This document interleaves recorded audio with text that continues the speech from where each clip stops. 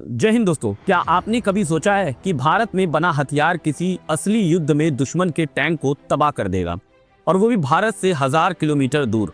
दोस्तों 6 दिसंबर 2025 को कुछ ऐसा ही हुआ, जिसने अजरबैजान को हिला कर रख दिया और पूरी दुनिया को भारत की ताकत दिखा दी। अजरबैजान अर्मेनिया के बीच तनाव अपने चरम पर था। रिपोर्ट्स के मुताबिक अजरबैजान की तरफ से नागरिक इलाकों पर भारी गोलाबारी की गई, और इसके बाद अर्मेनिया ने वो किया जिसकी किसी को भी उम्मीद नहीं थी। अर्मेनिया सेना ने पहली बार खुले तौर पर भारत में बने हथियारों का इस्तेमाल किया।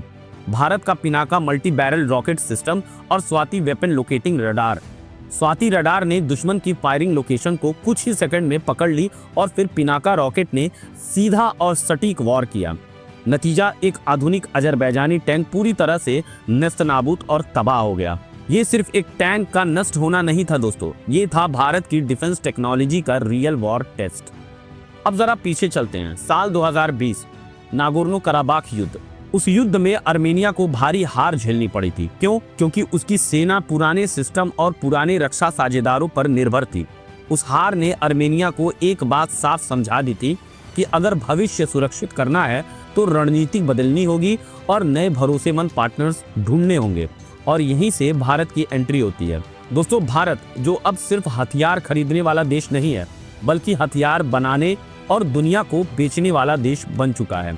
अर्मेनिया ने भारत से खरीदे Pinaka rocket system, Swati radar, anti tank guidance missiles और कई दूसरी एडवांस डिफेंस टेक्नोलॉजी। ये सिर्फ एक डील नहीं थी दोस्तों, ये था एक लॉन्ग टर्म स्ट्रेटेजिक रिलेशनशिप। दिसंबर 2025 की इस घटना के बाद डिफेंस एक्सपर्ट एक बात पर एकमत हो गए कि भारत की हथियार अब सिर्फ कागजों में अच्छे नहीं हैं, ये असली युद्ध में खुद को साबित कर चुके हैं और कर रहे हैं।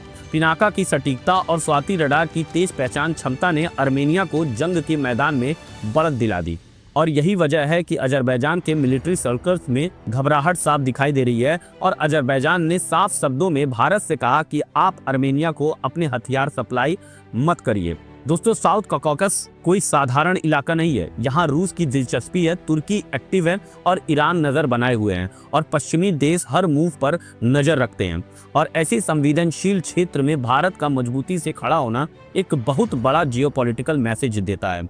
आज जब भारत में बने हथियार असल जंग में दुश्मन को रोकते हैं, तो ये सिर्फ अर्मेनिया की जीत नहीं होती है, ये जीत होती है भारतीय इंजीनियर्स की, भारतीय डिफेंस इंडस्ट्रीज की और मेक इन इंडिया विजन की। दुनिया अब भारत को हल्के में नहीं लेती, दुनिया अब भारत की ताकत को सीरियसली देखती है। तो दिसंबर 2025 की ये घटना एक बात साफ कहती है कि भारत अब हथियारों का बाजार नहीं, बल्कि भारत अब गेम चेंजर बन चुका है। आने वाले समय में इंडिया अर्मेनिया डिफेंस रिलेशन और मजबूत होंगे, और शायद दुनिया के और भी देश भारत की तरफ रुख करेंगे। जानकारी अच्छी लगी हो दोस्तों तो सब्सक्राइब और वीडियो को लाइक जरूर कर दीजिएगा। मिलते हैं नेक्स्ट वीडियो में। जय हिंद।